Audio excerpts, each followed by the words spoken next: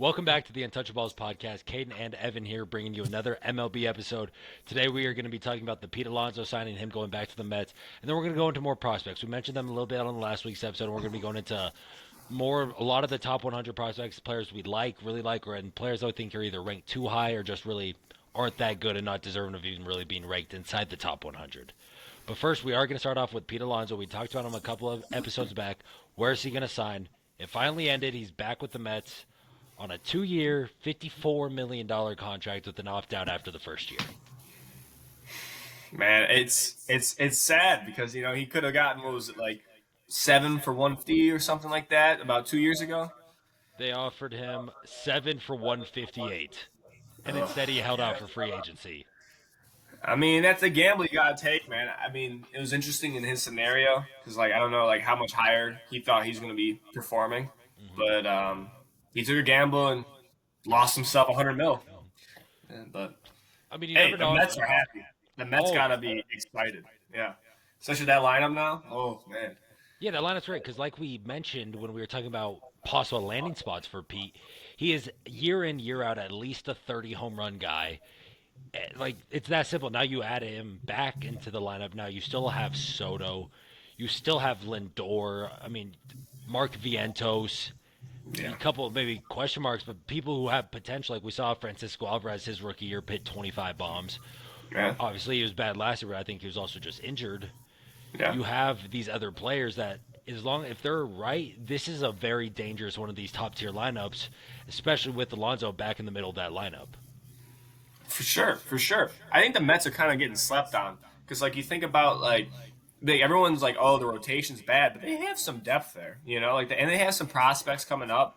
I don't know if you know that Jonah. I mean, we could get to prospects. We'll get to prospects in a little bit. Yeah, yeah, yeah. But I mean, are they going into the year? Would you put them as like a top 5 team in baseball? Top five team in baseball, see, because I mean they're right there. I mean, I'm sure we'll go over this before the season starts. We'll go through probably who we think's coming out of every division, give like predictions or all that. It'll also probably tie into our over under on win prediction, like that episode. Like, I think they're I don't. It's tough. I think it's them and the Braves at the top of the NL East, assuming the Braves aren't extremely injured like they were last year. I think the Braves are a really good team, and I think the Mets are as well. It's just, yes, I think two elite lineups. Right now I have a little more faith in this Braves rotation than the Mets. But you look at the Mets, I really like Kodai Senga. As long as he's healthy, we saw his rookie year; he was disgusting. I think if he's healthy, unlike we saw last year, he could be a really good number one for them. You bring back Shamanaya, I think that's a great re-signing. We'll see what happens with moving Clay Holmes into the starting rotation. If that because that can work because he's a really good ground ball pitcher. So if you can like make it so he can do that over more than a single inning, like get it stretch him out a good 5 innings, like what we've seen with like Michael King with the Padres, he could be something. So the Mets rotation, while it intrigues me, I don't know if I have as much faith in it as some of these other top tier teams. So it might be tough to put them in like the top five, but their lineup is one of they are definitely a top five lineup in baseball. I Okay, would say. that's fair. That's fair. I agree with that. I definitely agree. I mean, you add Juan Soto to any lineup, it should be a top Exactly. lineup in baseball. So Yeah, I mean, it's weird for Pete, like we were saying. He was looking for this big old deal. Scott Boras is having yeah, this like 3, 4 straight bad off seasons for Scott Boras and his clients, where they're having to take these 2 years, 3 year opt out after each year type of deals when they've been looking for this long term deals. So he's going to need to have a season like Blake Snell did, so he can actually get his long term deal, or I mean something like that. So make it so he doesn't feel the need to opt into the second year of this contract, that he can opt out and a team will be willing to give him the 5 years 120 million that he's probably looking for. for sure, for sure, and it's probably going to happen with Bregman too. I mean, do you see him signing a long-term deal?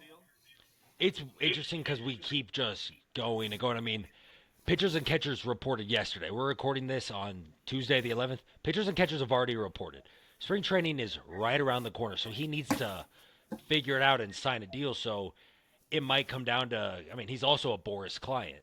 It might Yeah, come down to him doing what Alonso did, signing a 2, 3 year deal, opt out after each one. Or you never know. We could see I know we talked about this a couple weeks ago too, but like the Red Sox or the Tigers giving him that 5 year, 100 to 130 million dollars to like just lock him up long term. But if no Hmm. team's willing to pay him that, I easily could see him taking one of these Alonso type deals. For sure, I agree, 100%. Yeah, I mean, yeah, Alonso and Bregman, like these two weird situations, I'd say, because they're both Yeah, really good baseball players. They just don't have like either like Bregman, the youth, not on his side, and Alonso. Well, both the wrong side of yeah, I 30, mean, man. the You wrong side know. 30. Yeah, exactly. So they're looking for long term deals, and teams are a little more hesitant because of the age, where it's like both of them are probably worth at least like a 5 year deal worth that 100 to 120 million dollars. Teams Hmm. are just worried because they're like he might only have 1 2 years left. Where I think Pete still looks like he has all the power in the world. Like For I don't sure. think that power is going to go anywhere for at least 3 4 more years. That I Yeah. think it would have been worth a gamble for a team to give him that.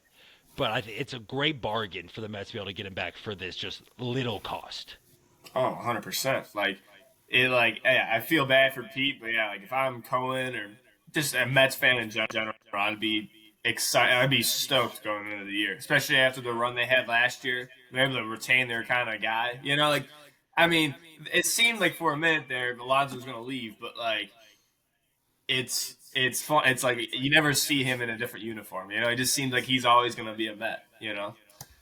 No, exactly. Like they go on this run to the NLCS last year, and now they're keeping their core together plus adding Juan Soto.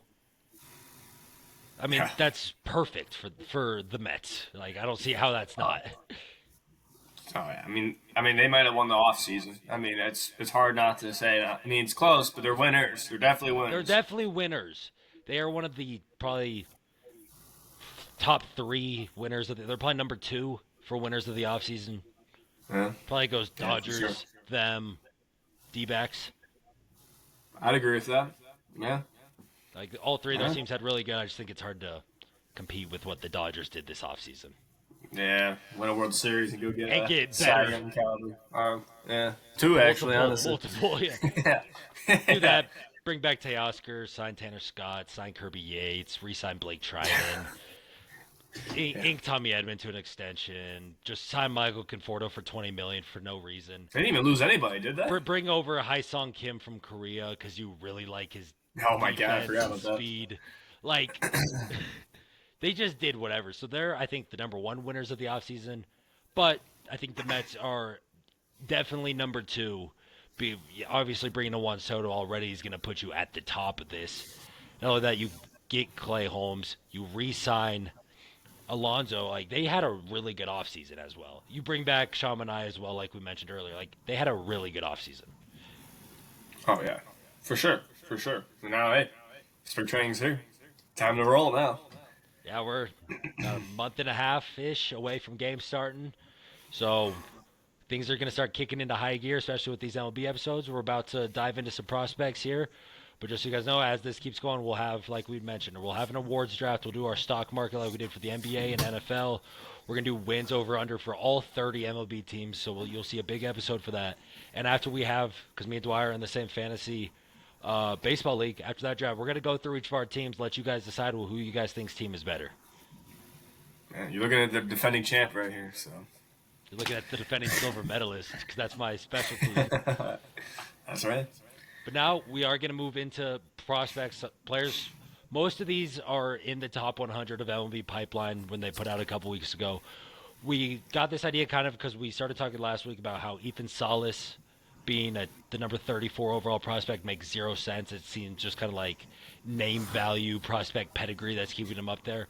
So while I don't think he won't be mentioned today because we already hashed out how bad he's been in the minors last week, we're going to talk about some guys that we think are really good and maybe some that are a little bad. I'm going to kick us off here. It's the number 42 overall prospect in the majors, Baby Jordan, left-handed hitter, Seattle Mariners prospect, Lazaro Montes.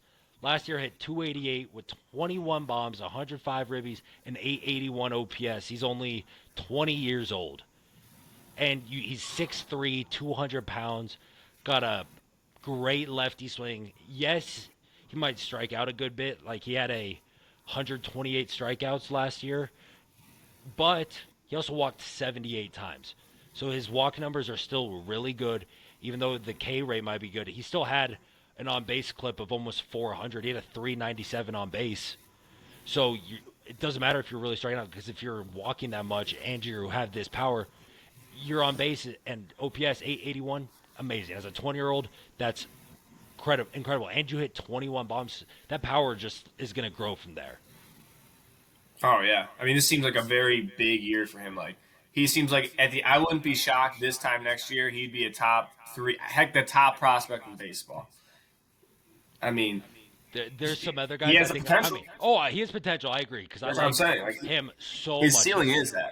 Oh yeah, he's one of my favorite prospects by far. I think 42 is even a little low for him on this list. Being at the end of the season, he could definitely, I think, easily be a top 10 prospect. I just think there might be a couple names right to like whether it be like Walker Jenkins, who's disgusting, Yeah. and like Sebastian Walcott with the Rangers, who I'm not going to talk about him today because I think he's already got that high pedigree, like top prospect stats that I don't know if we really want to mention, but he is filthy. Easily could also be the top prospect at the end of the season, I believe. For sure. For sure. First guy I want to talk about, I believe he's the 28th prospect, Kevin McGonigal, shortstop for the Tigers. I think he's going to end up being a second baseman when he comes up. There's comps of like a Chase Utley-esque type of player with a little less power, more speed.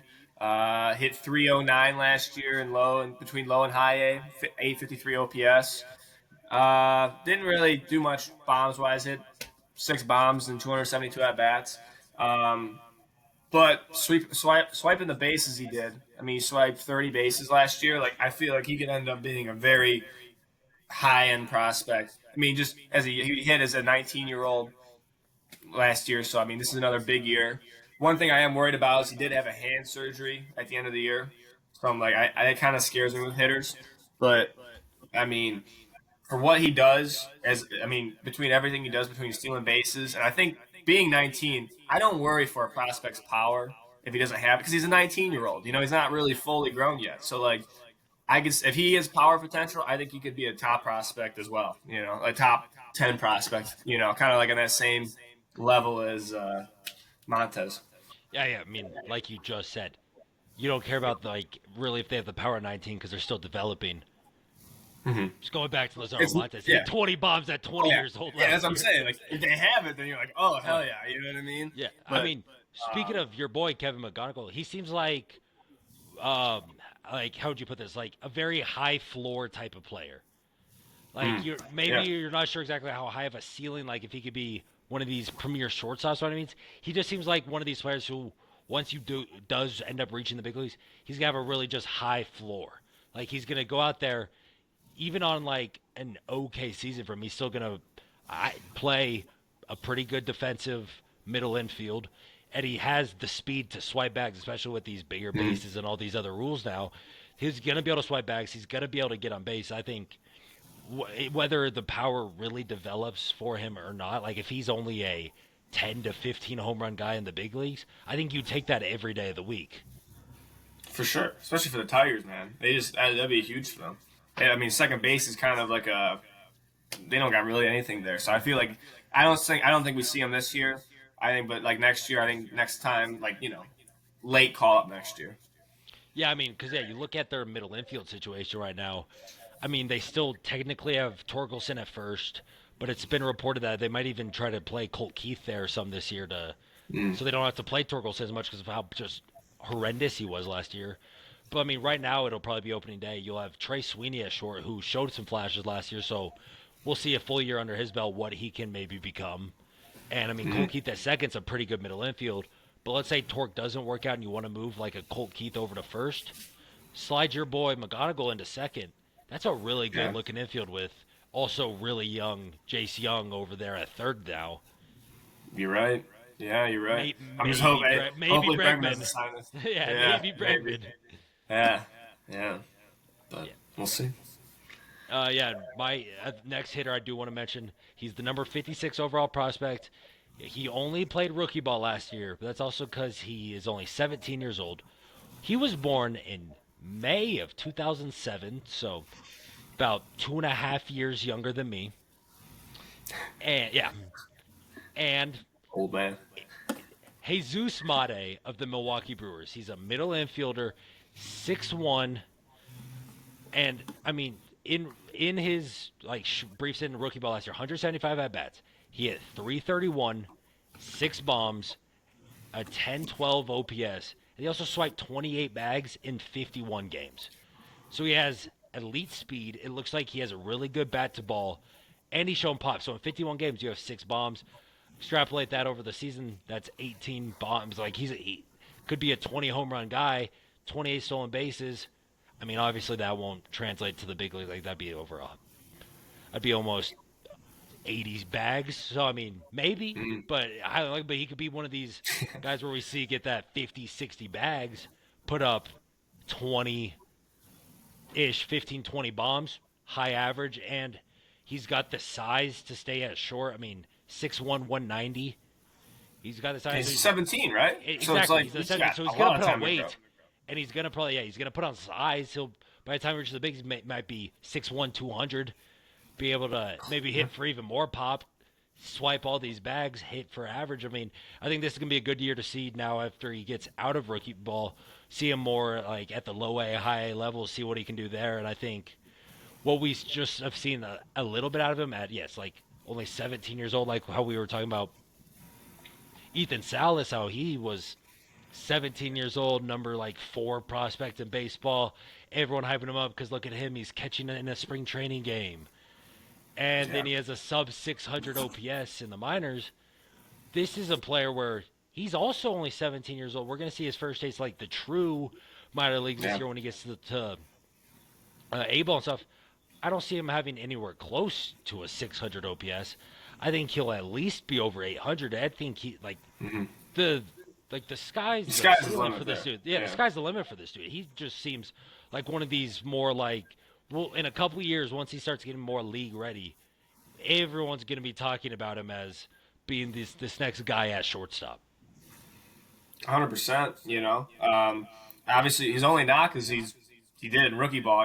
We got to see him in higher level pitching, but again, he's Mm-hmm. 17. So obviously another big year for him. And I mean, you think about like Jackson Curio, like they got him up there pretty fast. So if he's hitting, if he's raking, don't be shocked if you Oh, see don't him. be shocked. No. Not this year, but like not this year, but like end of this year if he rakes, or end of next year. Sorry, end of Yeah. next Oh year. yeah. 20, I mean, don't be shocked. I guess he'd only he'd be a 19-year-old at that time. So kind of like what Curio was Yeah. at the start of this past year. Like, yeah, I could definitely see what you're saying. Like, if he continues this path in the minors, yeah, don't be surprised if in late 2026 we see him getting like a late August, early September call up and just start getting that cup of coffee in the bigs. For sure, 100%. I want to talk about actually Jackson Curio's brother, Jason, for the Oh yeah, Guardians last year. Um, Last year in low A, he only had 269 with an 812 OPS. Not many bombs, only 5 home runs. Um, he did, though, on the other hand, swipe 40 bases, and he did have more walks and strikeouts. He had 86 strikeouts and 69 Ks in 89 walks. 334 at bats. Yeah, yes, sorry. Um, but I mean, when you look at his expected numbers, he kind of got robbed last year a little bit. And I mean, I love seeing that as a hitter, especially minor league prospects, because at the end of the day, prospects are magic beans, right? So like we don't know, but when you see a guy that's able to have more walks and strikeouts, I think that's a really like big tell. And again, That's he a was only big indicator. That's a yeah, huge indicator. If you're able to walk, would you like that's 20 more walks than strikeouts over a full season. Even if let's say the K numbers go up, he still has what it seems like a really good plate discipline, which you need to be able to succeed in the big leagues. oh yeah, 100%. And I mean, being a speed guy, you're not going to be a big power guy, so you got to find a way to get on base. And if he's able to do it like that, then that's. I mean, I think he's another guy. Being only 19, the power number could get higher. I mean, you see his brother. Like I wouldn't be shocked if you were talking about him as a top prospect in baseball eventually here. Again, kind of another big year for him. Last year, he kind of reminds me not a Made with Armade with the home run numbers, but kind of raked last year in rookie ball and like last and this year obviously is his first or last year. So 23 raked in rookie ball, 24 hit pretty good for low A, and we'll see him keep going higher. Um, but yeah, I'm excited to see what Curio could do this year. Yeah, I mean, obviously, as we've seen in recent years, the Guardians are a pitching factory. Yeah, They'll do anything with that. But now you see they have a lot of their like top hitters are starting to come up and get that call to the bigs. We saw like John Kenzie Noel last year. I mean, we'll see a more extended run of Kyle Manzardo this year. See what he can do. And then the next really big hitter up is the next Curio brother. I mean, we saw what Jackson did yeah. after a slow start. His second half numbers were insane. And I Mm. mean, if we can see Jason even be just somewhat like that when he first gets the call to the big, that's how you know it's gonna be something. Yeah, Because runs of the family. Yeah. Jackson's already insane. Jason's looking really good in the minors. We can still like see like that steady climb for him, like keeping that like the walk to K ratio. Like I don't say it has to be insane Yeah. like it was last year, but Keep it close. Yeah. if it can be close to 1-to-1 with that speed, you're set. Yeah. Yeah. I mean, you're talking about, I can't even think of a comp right now. Ricky Henderson. but no, no, yeah, I like him. So yeah, the last hitter I did want to touch on before I move more onto the pitchers that I like for this prospects is it's a little favoritism with the Rockies. It's a little underrated guy. He's getting a non-roster invite to spring training, so that's gonna. I'm very excited to see what he's gonna be able to do in this like limited time we'll see at spring training before he goes back to the minors. Where it's Kyle Karros. He's a third baseman, 22 years old, 6'5", 220. So he's got size. And I mean, he was the in 2023 he was their fifth round pick out of UCLA, and it hasn't been the most traditional, I guess, path through the minors because last year they kept him in high A the entire season. He easily could have moved up because I mean his stats played 472 at bats, so he played the full year, 311 batting average, 15 bombs, 875 OPS. All that's good, and it's just kind of interesting to see that they didn't decide to move him up and see what he could do in Hartford, like at the Double A level. So I just like I'm excited to see his like the extended run we could get out of him here, just so I can kind of see more with him because we see that he was great in high A for a season, but I just want to like see him at a higher level, see if this bat to ball skills obviously and the power numbers can not only stay but go up some more. That we can actually start talking about him like being one of these future young pieces for the Rockies. Yeah, for sure. I mean, obviously, I like any, I like any hitter that's for the Rockies. You know what I mean? Oh yeah, How old is he? he's 22. Okay, so yeah, we want to start seeing him raise a little bit, but Yeah, it was um, weird. I don't know. Like they decided to keep him. Like he easily could have moved up last year, but I think they just wanted to like I don't know like give him that like consistency everyday type of feel. And I mhm. mean he ran with it and it worked.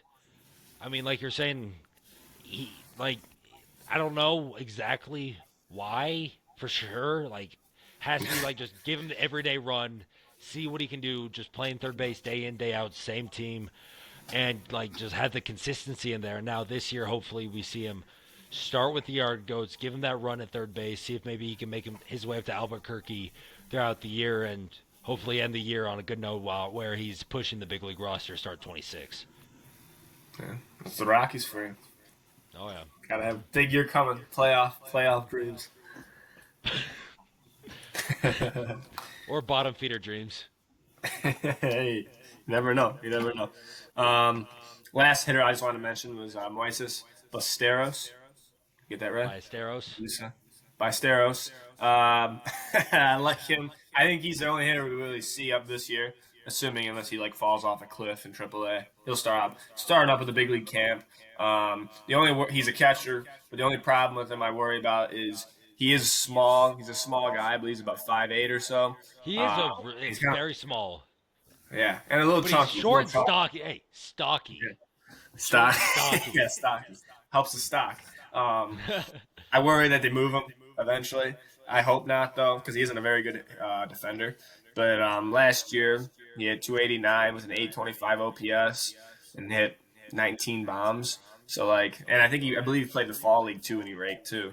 Um, so this guy could hit. I think that's not the question. It's just going to come down to his defense. And I do think that the Cubs are trying to get him up as a catcher, or at least they're going to give him run there because I mean, all they the don't really guys, have a Kelly, catcher. yeah, they have Carson Kelly, and I think Miguel Amaya. I don't even know. Yeah, so like they're really it's up there for him to go get it, and I think we do see him at some point this year, probably middle of the year or so. Heck, maybe you see him as like a surprise opening day guy if he really hits well in spring training, but I doubt it. Um, but yeah, watch out for him this year. Oh, I'm with you on this guy 100%. I think Moises Ballesteros is like just a really good hitter, and especially if he's able to stick at the catcher position, I think that just boosts his offensive value even more. Because if you can get like a 20 home run guy out of a catcher, especially, that's what you want to All right, see. Like, while, 100%. like you said, he might not be the best defender, as long as he can be adequate, and I mean, they already have the Cubs like a very good like defensive team already. He doesn't need to be like a Patrick Bailey or anything like that behind the plate. If you're providing 20 bombs from behind the dish, that is very just valuable on its own right. 100%. I mean, like, especially obviously with universal DH. Like, I'm sure he's not gonna be catching every day. Like I'm sure he'll be swapping in eventually. That's the plan down the road if they keep him there. Um, but yeah, I'm excited to see him. I'm very excited. Yeah, no, I agree. I mean, you snagged him in your league after I was telling you you got to get him Yeah, I in your did. good old dynasty league. Yeah, You I got him. did. So, hey, even though I'm not, it's your team. I feel for. I made you pick him in a way, so You know I have what? high hopes for Ballesteros. Yeah, and you Now we're both. gonna slide over to like the pitcher prospects that we like going forward. I'm gonna start off. It's the Washington Nationals. Souza. He's a right-handed pitcher, 6'6", 235. So just an absolute unit on the mound. Age 20, he's a non-roster invite again to spring training.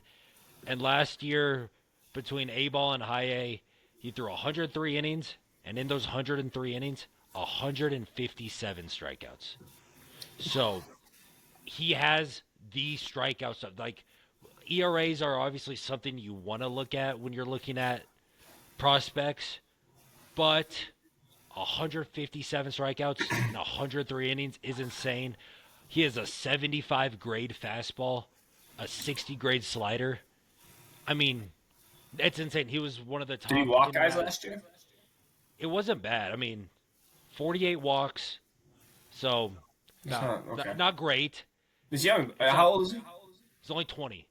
He's only 20. He's Yeah. will Okay. probably start the year in Double A. He struck out, yeah, 100. That's an insane amount. I mean, yeah, a 4.34 ERA isn't great, but I don't really care when you're throwing a triple digit. Like, yeah, his fastball is typically in the 98 to 101 mile an hour range. He's touching 102. His 88 to 91 mile an hour gyro slider, and he has a low 90s changeup to go along with it as well. Yeah, He just that's has, and he's 6'6", 240. Just a straight unit, throwing gas. He's gonna get him up once he gets up to the bigs. If he gets a full workload, give him 160 innings. He'll get 200 plus strikeouts. that'd be nice. Like, and Yeah. that's yeah, that's what I'm looking like. A lot of these pitcher prospects, what I really like is if you have this, like first of all, an elite pitch, a 75 grade fastball is very elite, and you're touching 102 as a 20-year-old. Now, just to find refine in the control a little bit, you're gonna be absolutely filthy. Yeah, I mean, you said how many innings? 102? 103 for with 102. 157 strikeouts. So, like, there's not really a relief risk there. Like, they're trying to build him up to be a workhorse. So, I mean, like you said, that's kind of gross. And it's kind of funny you mentioned him because, like, we and you really like the same kind of pitcher. Because my guy is also a national. He was also 6'6", 232, Travis Sikora. I love this guy. I mean, he doesn't have the numbers. I mean, he only has a sixth grade fastball, 55 slider, He did come out of high school last year, but I mean, he had a 2.33 ERA in 85 innings with 129 Ks. So pretty gross in his own right. An 0.9 WHIP, only 27 walks. I mean, he kind of there's a lot. His stats look very similar to your player, which excites me. I mean, I want to see him though. Obviously, higher levels. See if he can continue this. He's only a third rounder. I mean, he's a high school guy out of Texas. A guy that I personally think he's gonna. I think he's he's 70th ranked prospect. So I don't know. Whatever the Nationals like their type of guy. They like these tall guys, and I think these are two guys. Yeah, watch out for the Nationals. That's all I gotta say. No, I agree. I was about to say, I think the Nationals are building something over there in DC. I mean, you look at these pitching prospects that are coming up. Your boy, my boy, both them look like they could be absolutely filthy. They have a disgusting outfield right now, and they're all very young with Dylan Cruz in left, Jacob Young in center, who was one of the best defensive center fielders in the league last year with Brenton Doyle, and then James Wood in right. That's a disgusting outfield. They're all low 20s, just at the start of their career. You get these two guys up 26, 27, again 26 or 27. The Nationals, and I mean, I know. Don't forget, I don't know. they got Abrams, Luis Garcia. I mean, these are some. Yes. They have some dudes, man. And I mean, they just traded, which it's still a weird trade, I think, for the Rangers.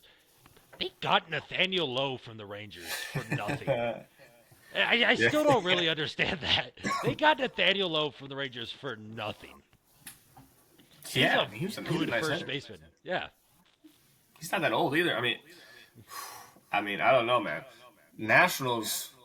You don't really think of them as like they're always they've kind of been ever after they lost Soto. It's kind of just been like the Nationals, but ever since they won the World Series, they've been just kind of like that. Yeah, that's true. That is very true. But they're back with vengeance.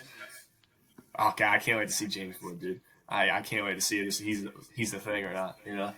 Oh, obviously, James, dude, he's a freak. Just have him start pulling the ball. That's what I'm saying, dude. If he pulls the ball, he ends up being like a Juan Soto. Holy moly. Yeah. Now the last pitcher I want to talk about with prospects that I really like. He's a Texas Rangers 50th overall prospect. He was a fifth rounder in 2023. It's Alejandro Rosario. He was 6'1", 182. He's got a triple digits fastball. It's a high 90s. He can touch triple digits with the fastball. And, just last year, it was his first year of professional baseball, but split between high A and low A. He had a combined 2.44 ERA, 129 Ks in only 88 innings, and he only walked 13 batters. That's the crazy part with it. 88 innings, 129 strikeouts, only 13 walks. We're just talking about those other guys who are, could say strikeouts, but they're walking a little bit. This guy only walked 129 Ks, 13 walks. What really more can you ask for there, especially in like half a season of work? Oh yeah, obviously, yeah. You want to keep him still going.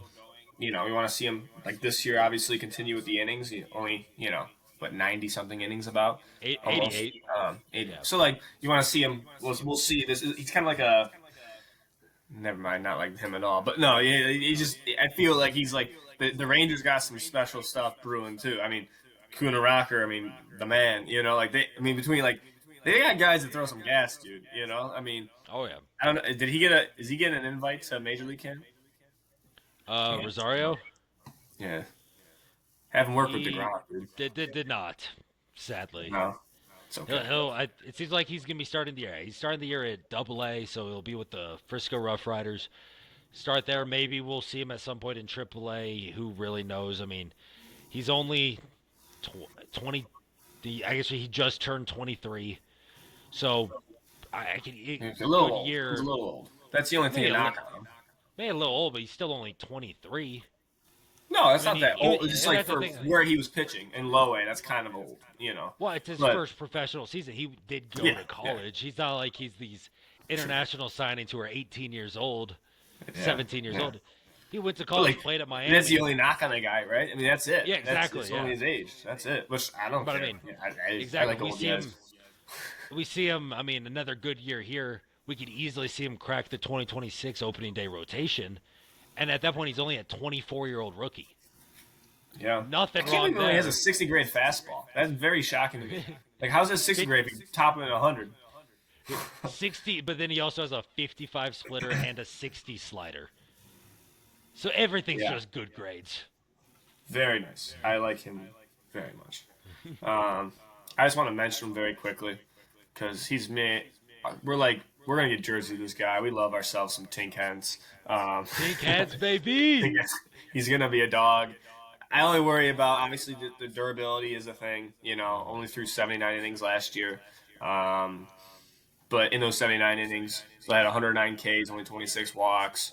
Um, I do worry about the durability thing because you could definitely see him becoming like a closer or something if they decide to go that route. I mean, a 70 grade changeup, 60 grade fastball.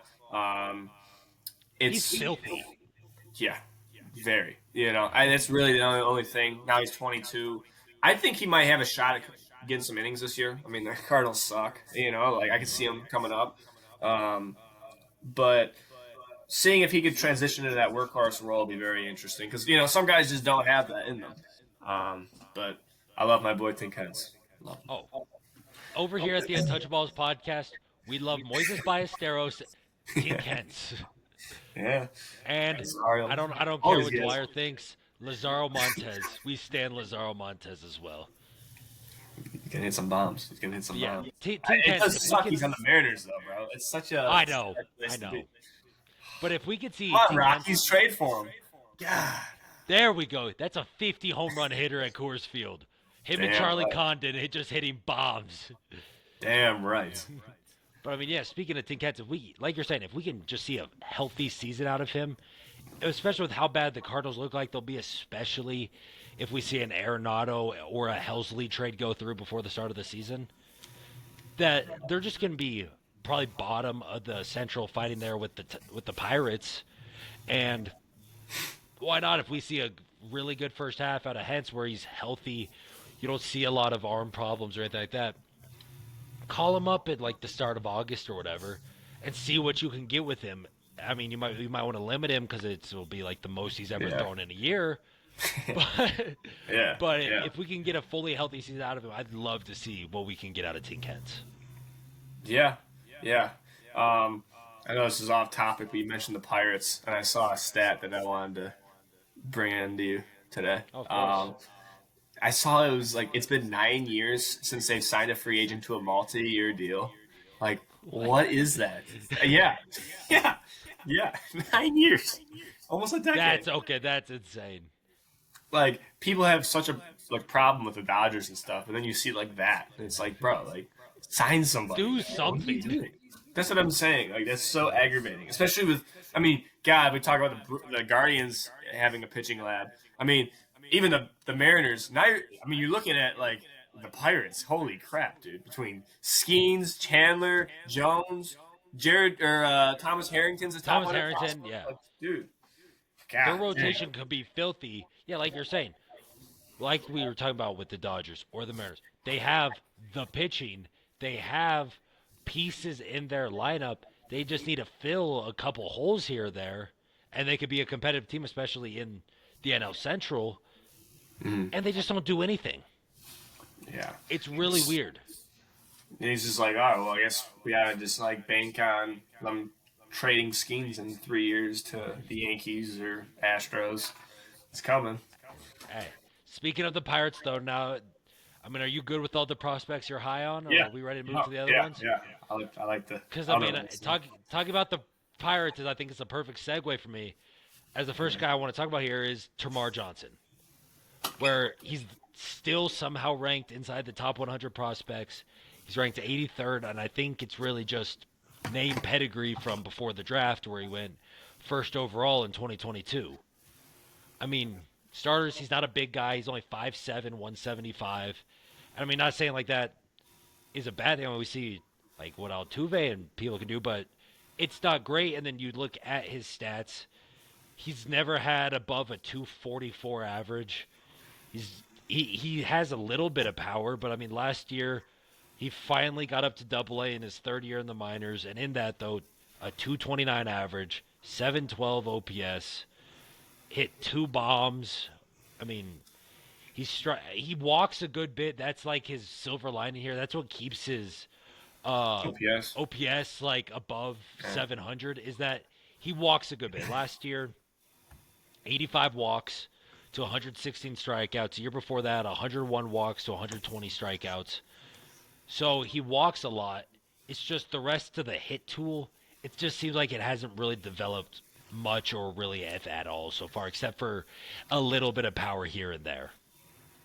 Yeah, it's the risk you take with taking high school guys. You know, like they drafted Connor Griffin very high this year. Mm. I mean, I mean, you could run into some Mike Trouts like that, obviously, but like at the same time, they're a lot less proven than a college hitter. You know, um, and this is, I mean, like you're saying, like if he's a prospect, I wouldn't hate that as a prospect, but as a number one overall pick, still in the top 100, like I agree. That's just it's kind of getting like it's like that prospect fatigue, you know. It's like all right, maybe, but it keeps on going. I mean, you want to talk about a make or break year for him? It's kind of getting there, you know. It's kind of, I mean, yeah, we'll see. I mean, he's going to start the year in Double A. We'll see if maybe he can get acclimated to that pitching. Maybe work his way up to Triple A at some point. I mean, I don't know. I mean, he's still young. That's like the that and his walks are his silver lining. Mm-hmm. He'll turn 21 this year, so he's still definitely young. And if we can see we need to see improvement out of him for him to like keep being considered a top 100 prospect of baseball. Like we need to see him be a because you don't have the power or anything like that to be a sub 250 hitter as a 5'7" middle Yeah. infielder. How was he the first overall pick? He You was the know, it's fourth like I overall get pick. He was the fourth. fourth. Okay, still, man, that's high for a I second know. baseman Oh, like I that. know. You know, the ceiling is just. I mean, there's a ceiling, but not like a ceiling. You know, it just isn't I that mean, high. yeah, because your hope is, I mean, basically Altuve, like Joe Morgan's type. Hmm. But I Yeah, mean, because that's like your small second baseman.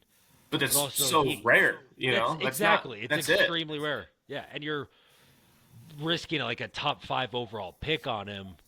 Hmm. I mean, we'll see. This, like you're saying, it's a big make or break year here for Tamar Johnson if he can finally start figuring something out in professional baseball.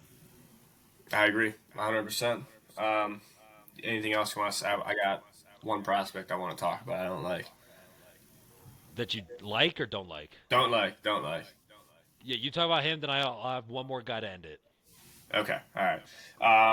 32nd overall prospect, Kyle Teal of the Chicago White Sox, trading the Crochet trade, shaking his Okay, head. I gotta hear Hear that. I me gotta out. hear Hear this. me out. Yeah, no, I will. So this is the thing with him. Last year hit 283 in 112 games, had 13 bombs, um, struck out 116 times and 68 walks. Um, the problem with Kyle Teal I have is like the ceiling isn't high. Like they're saying like he doesn't have like he hit 13 bombs, but they aren't really projecting him to be a big home run guy. Um, like obviously high average is nice, but like 32nd ranked, like he's like outside of Bastille, I believe. Is he the highest ranked catcher? Basayo, and then Dalton Rushing is just ahead of Kyle Teal. Yeah. I just he's an average defender. You know, it's just he's got a high floor. I feel like he's a high floor player for being the 32nd ranked prospect, and on top of it, I'm a White Sox guy. They're gonna ruin him. You know, like I feel like Boston's trying to get rid of him for a reason. I mean, to get Crochet, but like you know, I don't know. You had to give up some of your top prospects if you want to get Crochet, and obviously you're not going to give Yeah, up You're not going to give up Roman Anthony or Christian Campbell.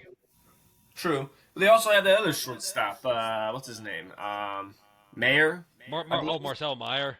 So like, I mean, obviously catcher's kind of a position they lack in. You know, so like, I mean, maybe the Sox were trying to like ask for. They were like, I want Kyle Teal, but like, I don't know. Just for But being a they 32nd also, ranked yeah, prospect, it's high. You know what I mean? He's a little high for me. Just I feel like he's like he doesn't have the ceiling to be a top catcher in baseball. You know. for being that high. Yeah, I mean, I agree. I don't. I think 32 is a little aggressive with the rankings with Kyle Teal. I mean, I like the White Sox other catching prospect Edgar Guerrero. I might like him maybe a little more than Kyle Teal. I think they can both. I mean, Kyle Teal. I don't think he's like you're saying. I think he's a high floor guy at the catching position. But I do. I mean, it'll. We'll see how his like hit tool translates to the big leagues. Obviously, was great in college. He's been looking good so far in the minors. It'll be interesting to see how he translates. Like, will he be able to have some pop in the bigs? Will like it's gonna suck playing for the White Sox. That might just make him kind of bad until he gets out of that situation. Yeah. Yeah. But I mean, I like I'm not a hater of Kyle Teal. But I like Kyle Teal, but I will agree that I think 32 is just a little like just too high for him. I'd probably rank him more in that down where Edgar Cuero is around like 58. yeah. The catcher's such a weird position, you know. Like you said, like you mentioned Ethan Salas and stuff like that. You see guys like that in the top 100, and like my guy Cooper Ingle. We didn't talk about him. I'm a stud. I think he's Hold gonna on, be talk about great. your boy real quick. Talk about Okay. your boy Cooper Ingle. Hold on. Let me pull this up because I was not expecting to talk about my boy Cooper Ingle today. Let me give Obviously you a a little dog backstory. from Clemson. Dwyer brings him up to me. He's like, he's doing his fantasy draft. He's like, check out this dude, Cooper Ingle. He is an amazing catcher prospect. And I'm like, I've never heard of the dude. Search him up, start looking at the page, start looking at the breakdowns. He's filthy. And this is Yeah. Dwyer's. We'll add him. I stand Lazaro Montes. He stands Cooper Ingle. He's another one of the prospects we as a Yeah. collective of the Untouchaballs love. Yeah.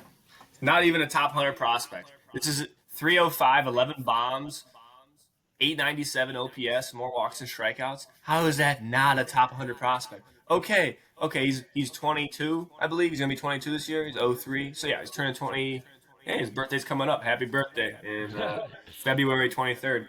But like, God, I don't know. I've talked. I don't know if I talked about Boneo before. Not a big fan. I just think Cooper Ingle, he's gonna be the guy eventually.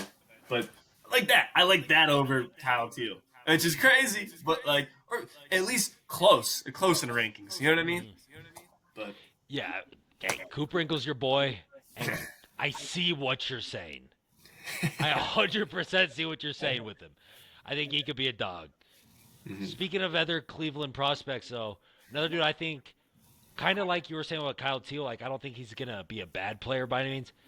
I just don't think he's worthy of a top 10 prospect ranking. Is the Australian himself, Travis Bazzana, who I mean was taken 1-1 by Cleveland last year, and he seems like, I mean, like a good. I don't know, like, obviously he had the power at Oregon State last year, and that's really what propelled him to being this number one overall pick. I don't really know how well that's going to translate, really. I think Bazzano will be more like, I mean, obviously he's a second baseman, so you don't need him crazy power by any means. But I think he'll be kind of like Kyle Teal as a high floor guy. I don't think like a lower ceiling. Like he could probably hit for some average, swipe some bags. I just don't think he's going to be some year in year out like all-star type second stud. baseman stud that you usually see. Like when you have a top 10 prospect ranking, they're assuming you're going to be a stud. And I Yeah. just don't get that feeling, or from what I've seen of Bazzana, I just don't really see that with him. Yeah, I agree. I mean, you look at like he only had 101 at bats, so it's hard to judge him. Like It's it's hard to aggressive. judge. They gave Like, him they gave him a 70 grade hit though. That's very aggressive. You know, only a yeah, 55 power. He had like 30 bombs or something. He had something nuts, right, in college. It was like something nuts that last year. 23, 24, I think. So yeah, for a second baseman, like I get what they're saying with him. I mean, being 22, kind of struggle. I mean, again, it's early. It's really early. It If is. they're saying he's gonna be up this year is kind of crazy to me. I don't know if it's bold to say he's not gonna be up this year, but like they're like, oh, they traded Rosario away because they're gonna make space for him this year. Like we got to see it, man. You know, like Yeah. we have not seen it yet. Yeah, 100%. Like, maybe, I guess they give him a shot because we saw what he did at Oregon State last year, where he was the best, like, maybe not the best, but one of the best hitters in college baseball last year. It was like him, Cags, and Condon. Mm-hmm. So yes, we've seen him hit I do agree. If you give him like some run at second, might it just a little early. I mean, I Yeah. don't know exactly what the Guardians are planning on doing with that second Yeah, base rush him hole. up. Yeah. The Guardians is Yeah, such a but yeah, weird team. You yeah, know, oh yeah, like what are they doing? You know, like you just trading away like what's his name? Naylor. You know, like Brandon or Font. Slade. We talked about this on Slade. pod. Yeah. Brandon Font's gonna turn into a dog with the Guardians this year because he has filthy Not stuff. Fott. Not Fott. Slade Ciccone. Not Font. Yes. Slade Ciccone. My bad. Yes. Brandon Font's still Yes. with the Yes. D-backs. He's also pretty gross. Slade Ciccone's gonna turn into a dog with the D-backs this year. Oh, yes. Dude, they got a lot. They got a lot of pitchers, but man, like that's what worries me about Kyria.